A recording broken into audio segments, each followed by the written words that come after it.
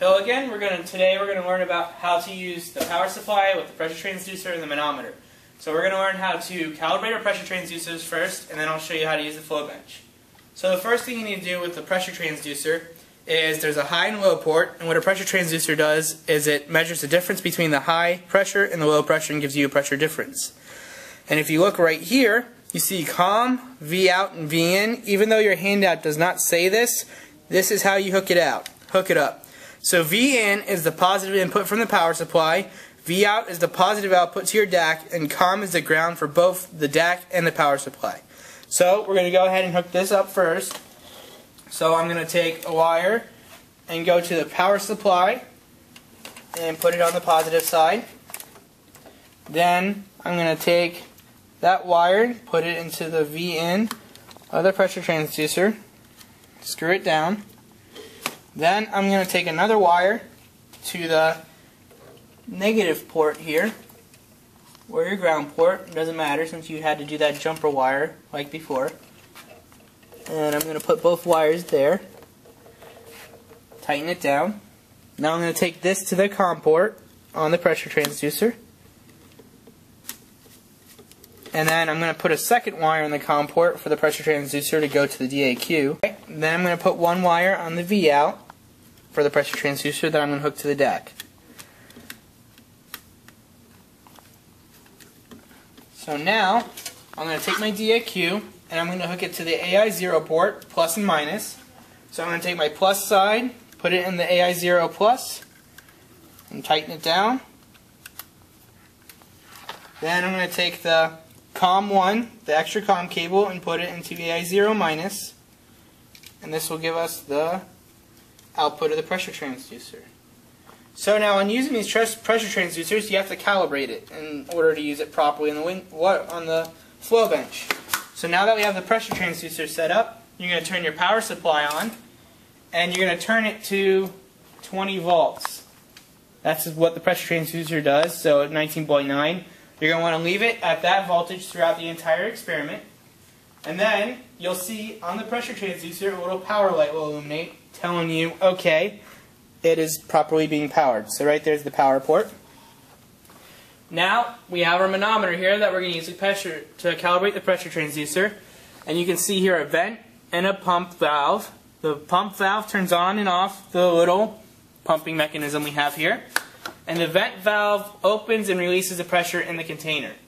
You must have a pressure transducer hooked up to it in order to use it. So what you're going to do is you're going to take the hose and plug it into the high port of your pressure transducer.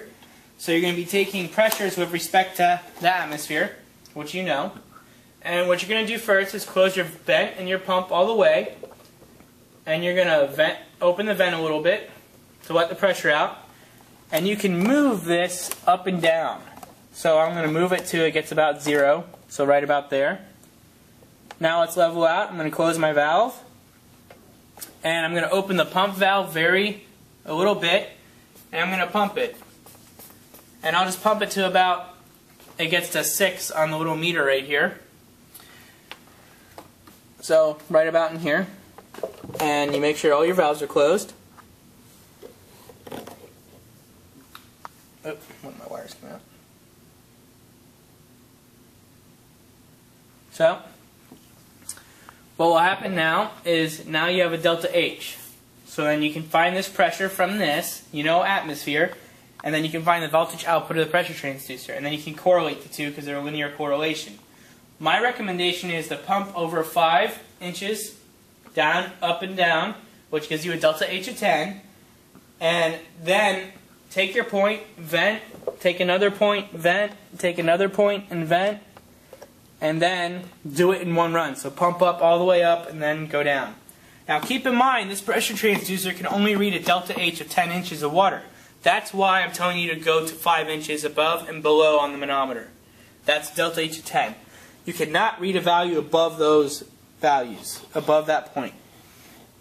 Now once you have the pressure transducer calibrated, the next thing you need to do is go to your flow bench, and you're going to start using your flow bench. So to use a flow bench, it's very, very simple.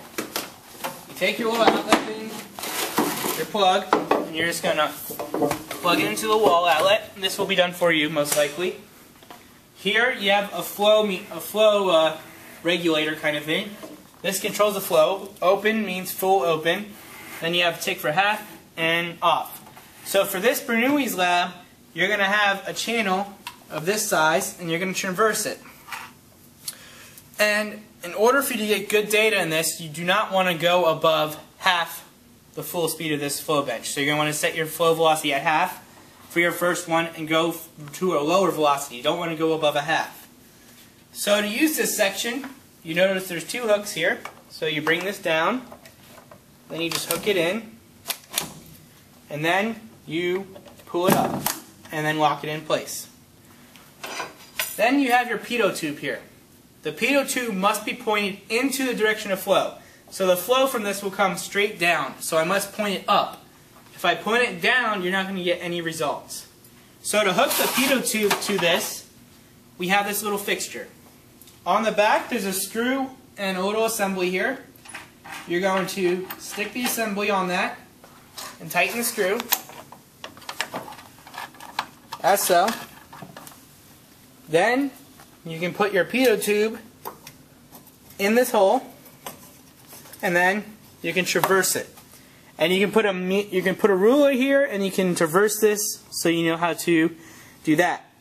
Now on the pitot tube here, this hose part hooking straight down here is your stagnation port. This is the total pressure. This port right here on the side is your static port. It's the static pressure port. So this is always going to be higher than this because total pressure is the combination of static dynamic added together, and this is just static. So when you subtract the two pressures, you get dynamic pressure. That's how it gives you the velocity. The way you hook this up to your pressure transducer is you take your stagnation port, the total pressure, put a hose on it, plug it into your high port of your pressure transducer, then take the static one and hook it up to your low port of your pressure transducer. This setup will give you your velocity pressure or your dynamic pressure, so it will give you velocity. Now if you're reading, when you want to read its static pressure, you need to unhook the stagnation port and then have it left over to open the atmosphere. Now keep in mind that depending on the ambient pressure of that day, you can read a negative value. Now keep in mind, this pressure transducer cannot read negative pressure differences. A negative pressure difference occurs when the low port pressure is higher than the high port pressure. It can only read the high port pressure being higher than the low port. So it cannot read negative pressure differences. So if you have the low port with a stagnation pressure and you're getting negative values, you need to switch the low port to the high port. And then leave the low port open to atmosphere, and then this will give you the static pressure with respect to atmosphere. Now, to start the flow bench, it's very simple. On the right hand side, right here, on this side over here, there's a little meter thing. It's got start and stop. To start it, you press start, and you hear it doing that. To stop it, you press the stop button. So the big red button means stop. And that's what you need to know for this lab.